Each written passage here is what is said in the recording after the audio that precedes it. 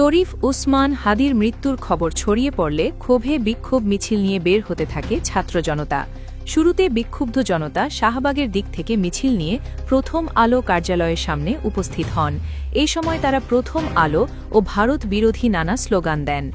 এক পর্যায়ে কিছু লোকজন অফিসের ভেতরে প্রবেশ করে ভাঙচুর করেন। সেখানকার কাগজপত্র কম্পিউটার নিচে ফেলে দেন।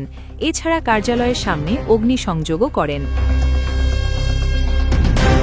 প্রথম আলোর সামনে অগ্নিসংযোগের পর খানিকটা দূরে অবস্থিত বহুতল ডেইলি স্টার ভবনের সামনে জড়ো হয় বিক্ষোভধরা। তারা এক পর্যায়ে ডেইলি স্টার ভবনের ভেতরে ঢুকে পড়েন এবং অগ্নিসংযোগ করেন। বৃহস্পতিবার দিবাগত রাত 12টার দিকে এ ঘটনা ঘটে। এই ঘটনার পর ঘটনাস্থলে সেনাবাহিনী ও অতিরিক্ত পুলিশ মোতায়েন করা হয়েছে। অগ্নিসংযোগের পর কার্যালয় দুটির সামনে জড়ো হওয়া শত শত ছাত্র জনতা বিভিন্ন স্লোগান দিতে থাকেন।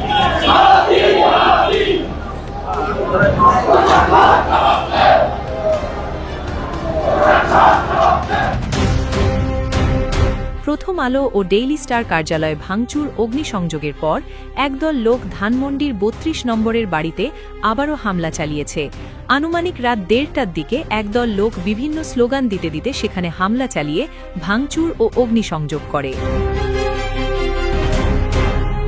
এর আগে ২০২৪ সালের ৫ অগাস্ট সরকার পতনের পর ৩২ নম্বরে এক দফা ভাঙচুর অগ্নিসংযোগ করা হয়।